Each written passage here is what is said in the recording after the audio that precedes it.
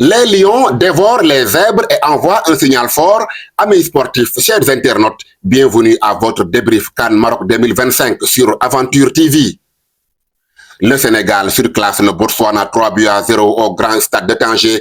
Alassane Bangoura, les poulains de Pape Thiaw réussissent leur entrée en matière grâce à un doublé de Nicolas Jackson, 40e et 58e, et un but de Chérif Ndiaye à la 90e minute.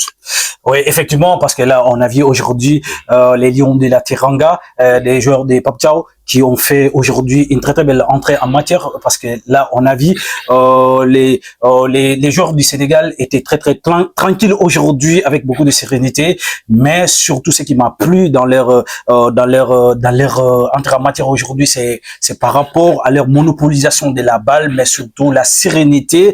Et on a vu aujourd'hui Edou qui n'a pas été inquiété et par les attaquants de Botswana, mais franchement moi je vois que aujourd'hui, j'ai vu aujourd'hui que cette équipe nationale du Sénégal qui devrait faire mieux, qui devrait marquer plus de buts, parce qu'ils étaient très très tranchants aujourd'hui, offensivement parlant, et franchement, ils ont répondu présent.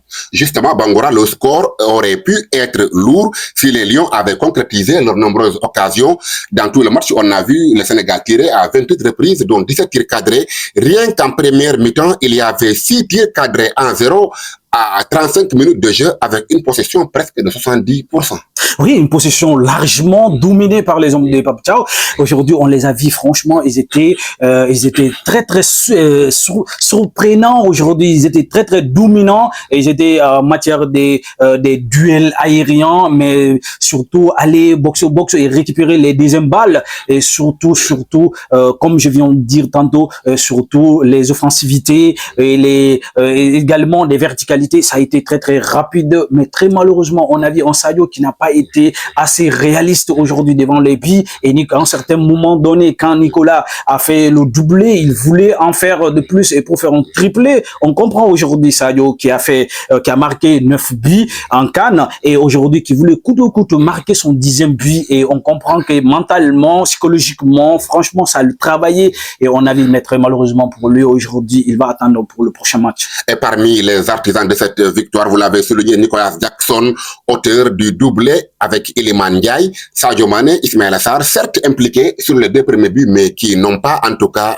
été trop pesants dans cette rencontre. Oui, on les attendait plus, franchement, surtout Ismaïla et Sadio, comme je viens de dire tantôt, Sadio qui devrait être plus tranchant, parce que c'est, voilà, offensivement, c'est le joueur le plus expérimenté de devant, et là, franchement, celui qui devrait être la locomotive et pour ses coéquipiers. Mais aujourd'hui, moi, je pensais très bien que Sadio, il devrait être sorti très tôt et entrer, franchement, le sang frais, et pour vraiment, et pour intensifier les offensivités du Sénégal, mais très malheureusement, franchement, voilà, Pape Thiaw en a décidé autrement.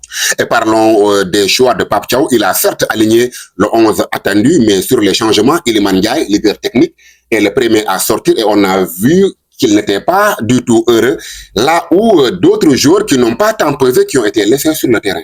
Oui, comme je viens de dire, Sadio qui devrait qui devait être le premier, mais on comprend avec toute l'expérience qu'il a aujourd'hui, et moi je pense que Iliman, il devrait pas être un peu frustré par rapport à ça. Il n'a qu'à attendre, parce qu'il y a beaucoup de matchs à jouer, et peut-être que l'entraîneur veut le protéger, on ne sait pas, parce qu'il y a beaucoup de talent également. C'est bien, c'est vrai que voilà, Iliman, franchement, c'était le véritable orchestreur, et c'est le meneur de jeu du Sénégal. À chaque fois quand il touche, chaque toucher des balles, et franchement, il crée des occasions, et franchement, moi, je trouve qu'il devrait terminer le match. Alors, Bangoura, il était attendu par tous les Coldois. Cheikh Tidiane Sabali est entré à la 85e minute à la place de Ismaïla Sarr, et déjà, il entre dans l'histoire en donnant sa première passe décisive, donc pour, en tout cas, Chérif Ndiaye qui marque le 3e but du Sénégal. Incroyable, et Cheikh Tidiane Sabali, ce qu'il a fait aujourd'hui, franchement, c'est exceptionnel, c'est stratosphérique, et franchement, parce que là,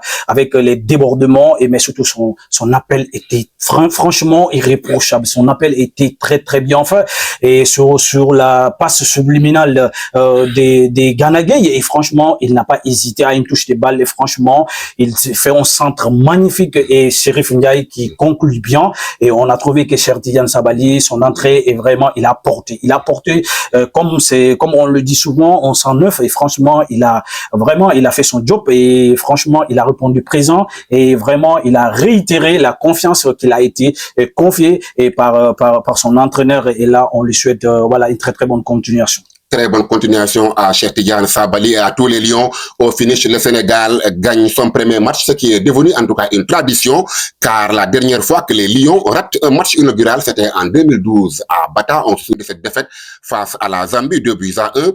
Prochain match du Sénégal, ce sera contre la RDC, match prévu à Tanger. Merci d'avoir suivi et rendez-vous à très bientôt pour une nouvelle vidéo débrief sur Aventure TV. À bientôt.